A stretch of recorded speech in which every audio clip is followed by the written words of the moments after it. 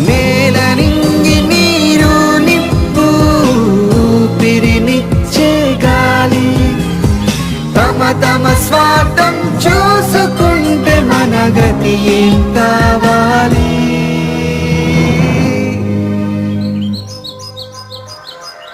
కొంచెం పంచవయా నువ్వందరి బంధువయా, మంచిని పెంచవయా నువ్వందరి బంధువయా.